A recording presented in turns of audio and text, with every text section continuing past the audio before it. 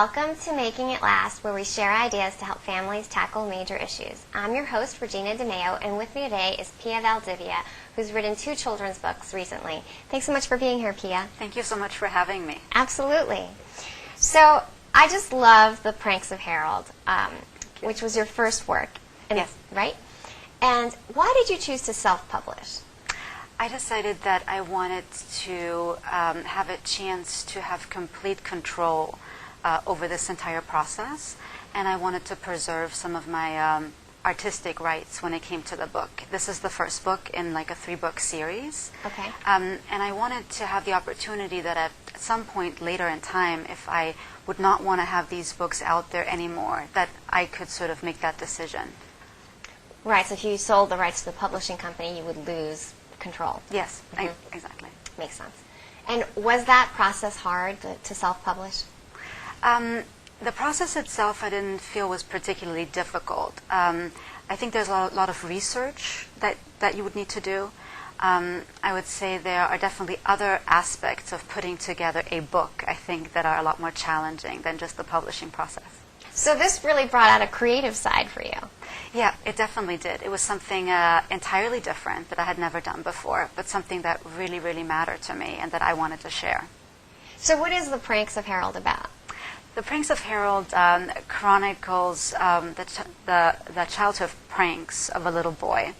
He grows up with his grandmother, his mother, and his aunts. And Okay. he plays all these little pranks, and in the end always feels really bad. But he really loves his family. And it's very much about how he connects with the people that are around him. Okay. And what inspired you to write that book? The Pranks of Harold is a depiction of my father's childhood pranks. Oh, wow. He used to tell us these stories as our bedtime stories when we were kids.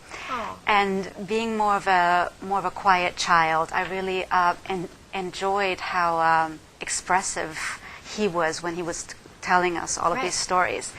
And because I could relate to them so well, because all of the characters were actually people that I knew.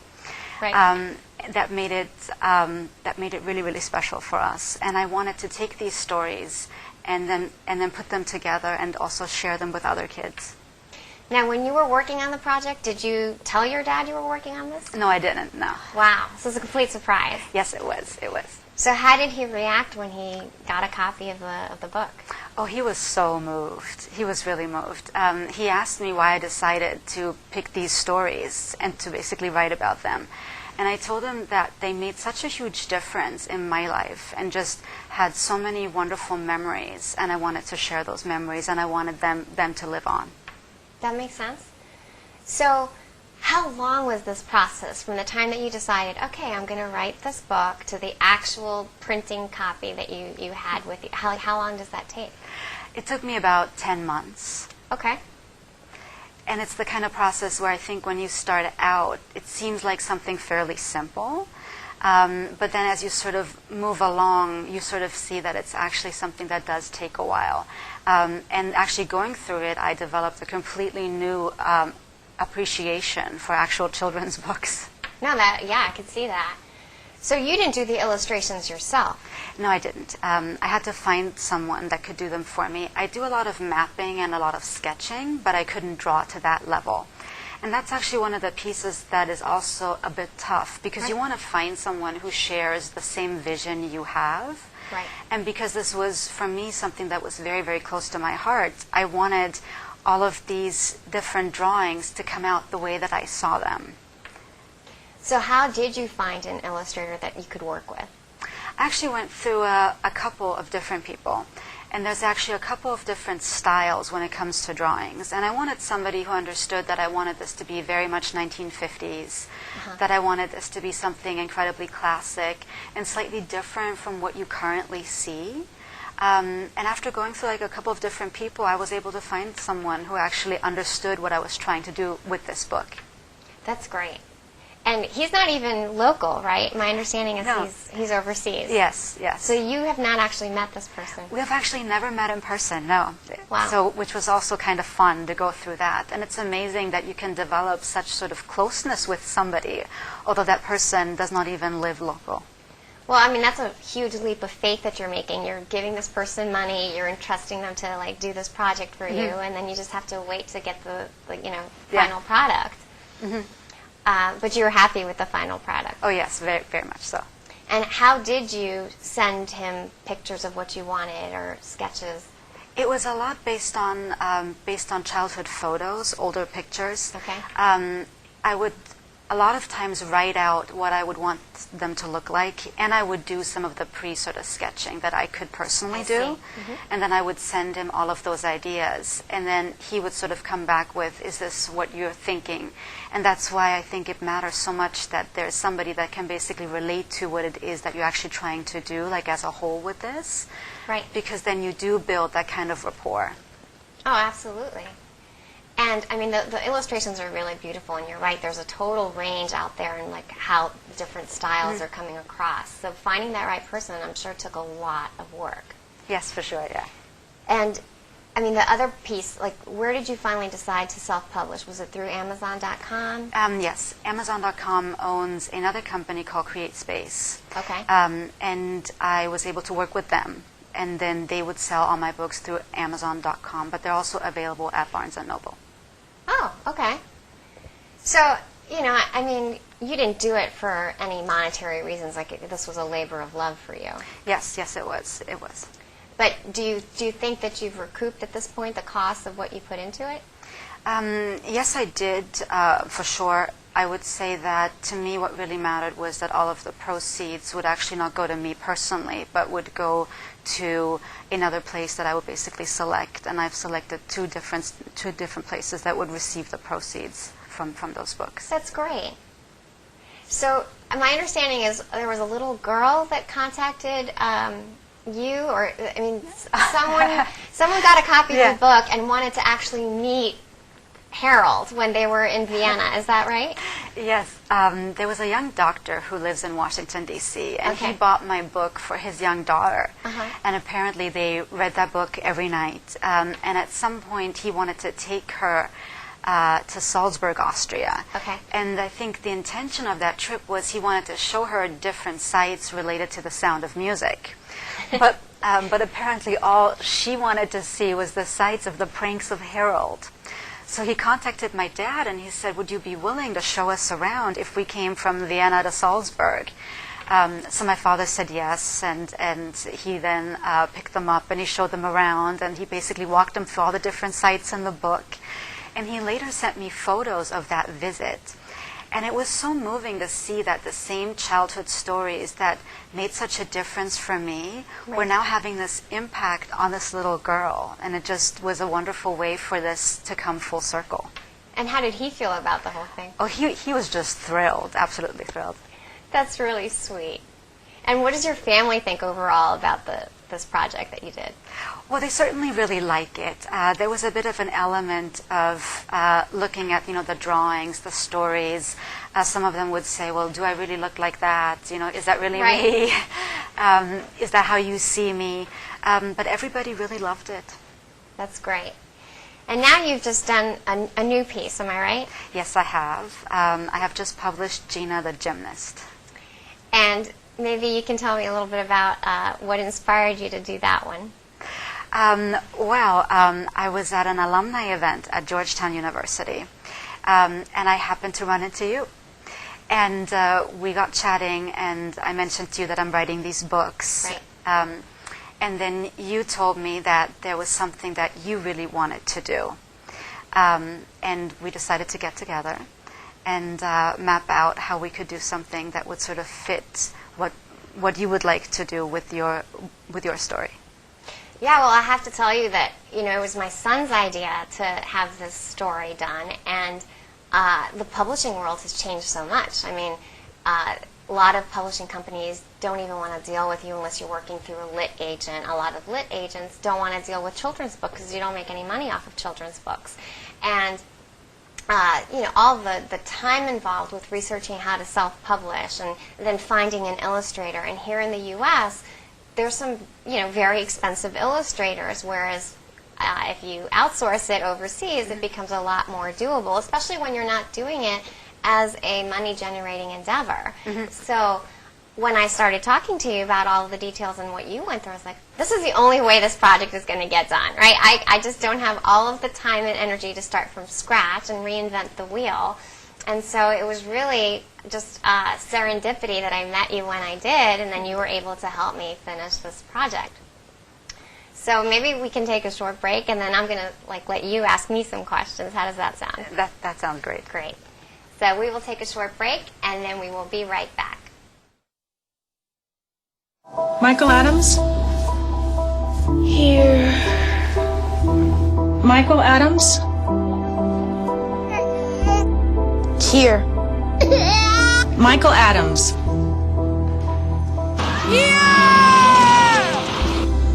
Michael Adams. Students who miss 18 days of school in any grade risk falling behind and not graduating. Absences add up. Keep track at boostattendance.org today. Welcome back to Making It Last, where we share ideas to help families tackle major issues. I'm your host, Regina DeMeo, and with me today is my co-author, Pia Valdivia, who just helped me finish writing Gina the Gymnast. And now I'm going to turn it over to her so she can ask me some questions. Wonderful. Well, Gina, what inspired you to write this story? Well, to be honest, most people have always told me that I do not have a normal life. And then when my own son started saying, you really don't have a normal life, it really made me think. People really have always been telling me that I should write down some of my stories. And about 3 years ago, I went on a very unanticipated little deviation from my journey of what I had in mind. I found my family, and my son really wanted me to write the story.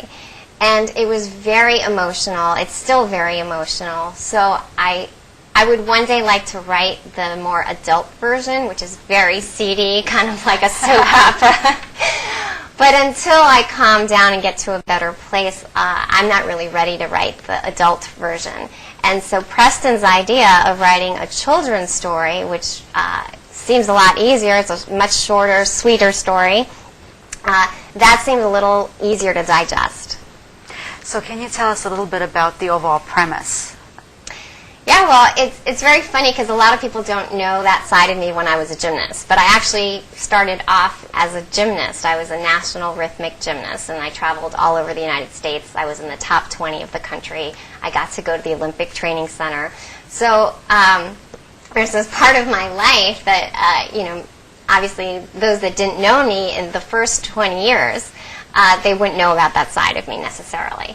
But Gina the Gymnast is this little girl who grows up in a very unusual family structure. She has only her mother and grandmother growing up, and she doesn't know any English until she goes to school, where she realizes she's very different from everybody else, right? All these other kids in school, they have brothers, they have sisters, they have cousins, aunts, uncles. All of these things were completely weird concepts to me because I didn't grow up with any of that. So what did I do? My coping mechanism was that I focused on studies and I focused on my gymnastics, and that was how I pretty much got through those early years. And it all paid off because when I was about 14 years old, I actually got a scholarship to go to boarding school based on my academic performance and also the gymnastics. So, once I got this amazing education, everything just kind of fell into place. I got to become a lawyer, which I'd always dreamed about becoming, and I actually got to go on radio for a year and talk about my ideas, and I've been published in legal textbooks a lot. This is the first children's book that I've written, and probably my last, but it's just been a really amazing journey. But the higher up I climbed, it's really hard to explain, but there was something missing. And all along, I really couldn't identify what that void was until, finally one day, it's I really need to understand what happened with my dad. I really need to understand what happened with my family. And I finally got the courage, and maybe it had to be that I was at this really safe place in my life that I could finally then open up the greatest wound I've ever carried in my life. And so I went in search of my dad to find out what on earth happened. And it was the most amazing experience ever. I mean, this person who looks like me, has the same character as me. I mean, it's like looking into a mirror, and we have so many things in common. It's just crazy. And the first thing he said was, "I'm really sorry. I'm so sorry that I wasn't there in the past, but I'm here for you now, and I'll answer any question that you have." And it was like this floodgate finally opened up.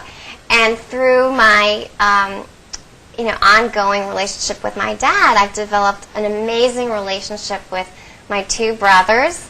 I have an aunt and an uncle and two cousins down in Miami. And, I've let these people into my life, which is very scary because I didn't grow up having such close family connections.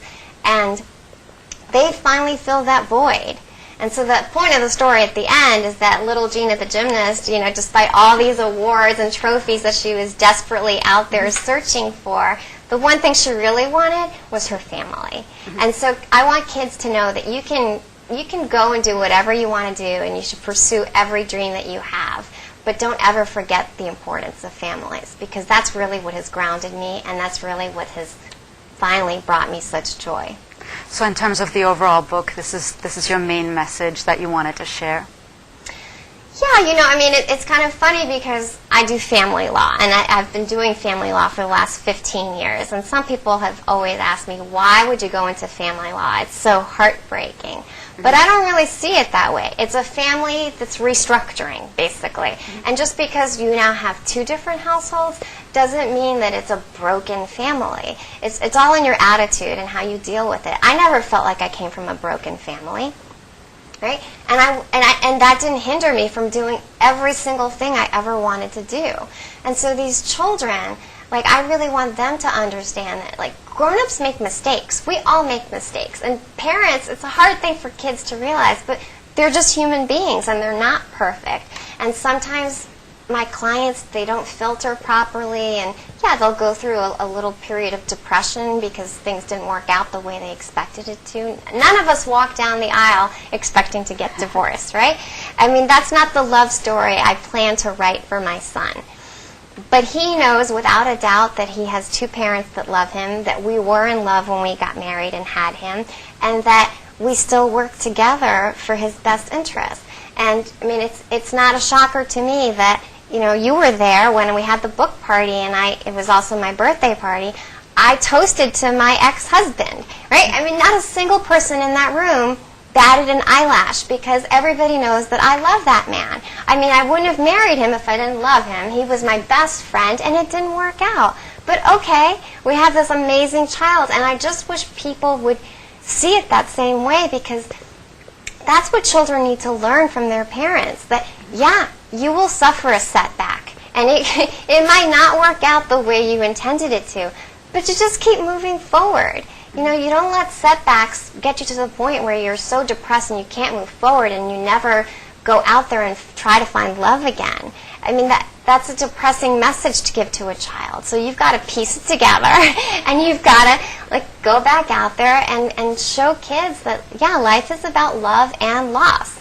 And it's just really cool now to see that other people are finally agreeing with my message. Otherwise people wouldn't have me go lecture to the law schools or go, comment on Sirius XM for a year. I wouldn't be doing all these TV shows and writing all of these things if people weren't interested. But obviously people are interested in the message, because I keep getting invited back. So I really want to promote, not just at the adult level, what my message is, but at the child's level. And so this book is actually, it wasn't my intention, it wasn't my project at all, but I think it was a really great idea that Preston had. And how did Preston react to the book?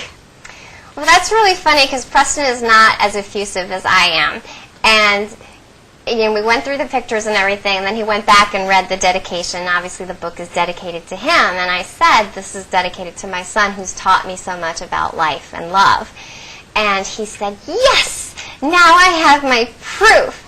I'm like, your proof? Your proof of what? He said, that I am your sensei.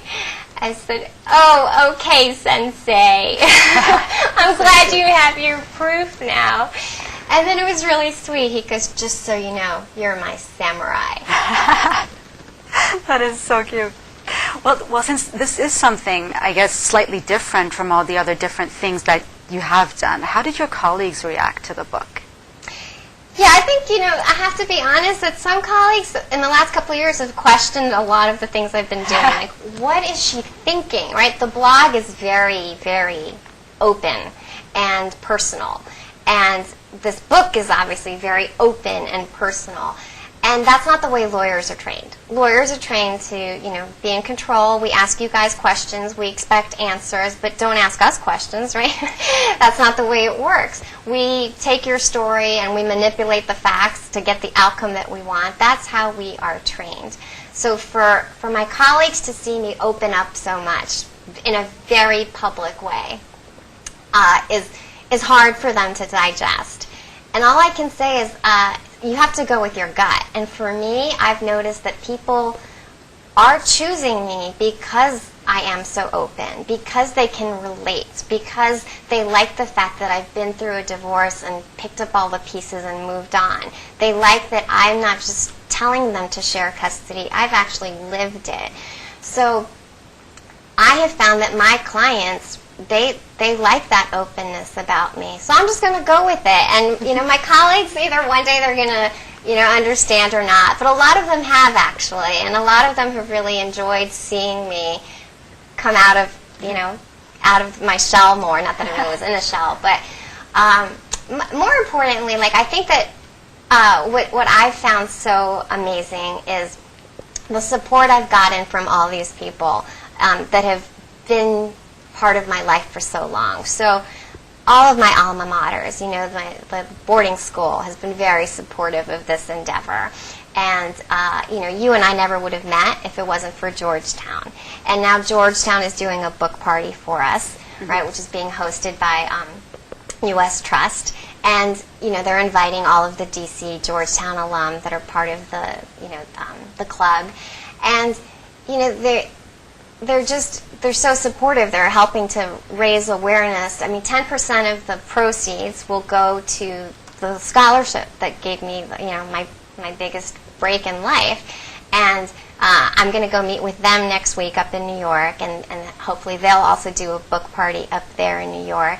And so now it's like a great way to give back to so many amazing people that have helped me get to where I am, because the fact is none of us can get anywhere in life without the help of other people.